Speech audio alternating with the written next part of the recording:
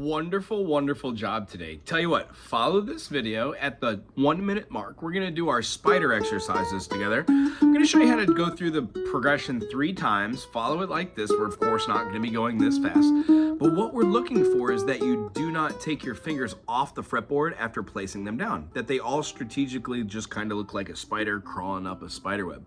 When you get up to the top, you go all the way back down to the bottom. Cool? So we're gonna do that here at the 1 minute mark. And then the other thing we're gonna be doing, that I'll do a couple of these with you, is we're gonna show how if you were to play the C note, no matter what finger you play with, or just, even no matter how you play it, proper or improper, if you were to play down and then move your finger immediately and rest, you would be exhibiting all 4 beats inside of a 4/4 structure. 1, 2, 3, 4. Meaning, we're gonna start switching on that to 1 and. So 1 and, that's what's gonna take place. However, let's play these spider exercises. Our first finger plays the first fret on the G string, the one closest to our nose.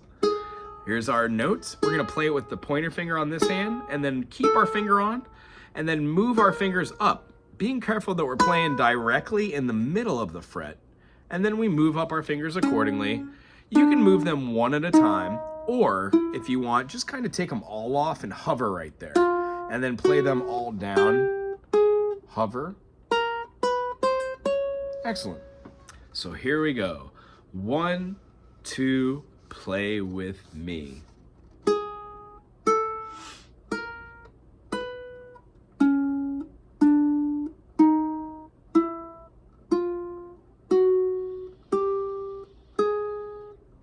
What I'm looking for in this time is that you're playing all these notes, you're getting all the notes out, and that your thumb is on the back of the instrument pointing straight up and down, kind of popping up over the top sometimes if it needs to, but you don't want to put your thumb all the way around it or else it makes it weird.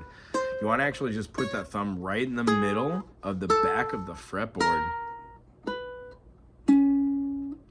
I would suggest doing these for 4 or 5 minutes each day, in the morning and at night. These will help to get a little bit finger dexterity and move you up the fretboard. These aren't always gonna stay like this. Sometimes we will do these with different notes. Sometimes we will do them with different rhythm patterns. Either way, this is a single foundation on how we're gonna get to be playing the melodies on the ukulele. And I'm so very excited for us. Keep going with that mechanism, trying to do that all the way for 5 minutes. The other thing I'm gonna show you is how to play a C major, an F major, and then one of our other chords that is actually very interesting that you learned today are D minor. The D minor is a 3-note chord, meaning it will be different than a 1-note chord, 1 finger on, a 2-note chord, meaning 2 fingers on, because there's of course 3 notes in every triad, C, E, G, C, E, G, and C. In F major, it's F, A, C, and A. And then here in D minor, it's A, D, F, and A, 2 A's. Here's what a spider exercise looks like with C. 1, switch, rest, rest, rest. Play, switch, rest, rest, rest. 2, 3, 4. 2, 3, 4. 2, 3, 4. 2, 3, 4. Switch, 2, 3, 4. Switch, 2, 3, 4. The reason why this is, if we were to see rhythm as a square, we play the chord, switch our finger, wait for the beat, and then play the new chord, then switch a finger. We don't just play the new chord, wait till the end of it, switch a finger right before. That means we wasted all this time not switching the chord. When we play an F major, we have 2 notes down, the F note and the A note. First finger is going to be on the first fret on the E string. As we talked about, E goes to the F. It's one of our 2 naturally occurrings. The next one is B to C. E, F, B, C. When we play an F major, our secondary finger plays the 2nd fret on the G, closest to our nose. We're going to play that F major, and we're going to go downstroke on the 1. On the 2, we're going to lift off our fingers and lay down a finger on that same F note. And then on the 3, we're gonna lay down a finger on that A note. And on the 4th, we're not moving anything. We're just gonna rest again. Play that chord, do this over and over. Watch. Switch, place, place, rest. Pop, pop, pop, pop, pop, pop, pop. When you play a D minor, you're doing the same thing, but you're not resting on that last beat now, are we? We're gonna be playing the chord, switch a finger, switch a finger, switch a finger. So we're gonna go from our first finger, second finger, and third finger, play the chord, and then we're gonna play our second finger, third finger, and fourth finger. Both of these chords are in D minor. Try and do that as well. With these teeter-totters, the other chords that are in this 7 diatonic structure are C major, D minor,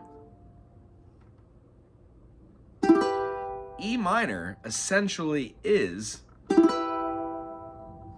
an easier chord than you think it is. The F major,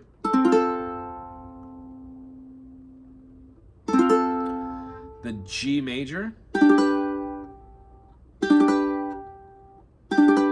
an A minor, the B diminished, or the G7, same chord, and then the 1 again, the C. So there's a defined reason why we use a multitude of different fingers when playing.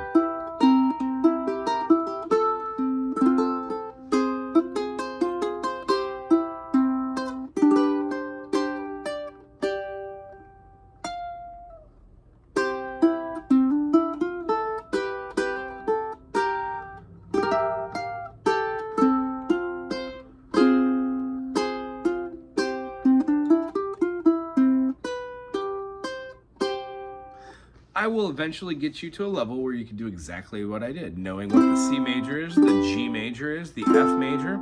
There are only a few chords in here we don't know, but guess what? We have all this time to learn them. The fun idea is, what we just need to really concentrate on is going to be this.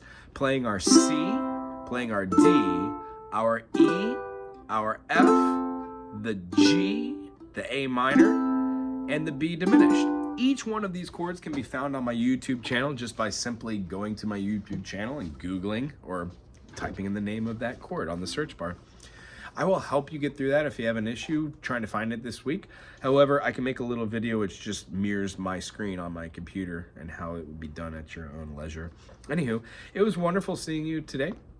One of the things that we're going to do when we go back over these is do recaps, but we're no longer going to be doing it in the key of C. We'll do it in another key, like the key of G, the key of D, the key of A. They all have different chords, but here's the best part. Once you learn 3 or 4 keys, all the rest of the keys have the same chords that we've learned. The only ones that will be weird are those diminished, and thankfully we're on a ukulele where we don't have to play something really weird. Our diminished chord is already one of our chords. It's called a 7 chord. So we'll talk about that next week. It's very good seeing you. Aloha.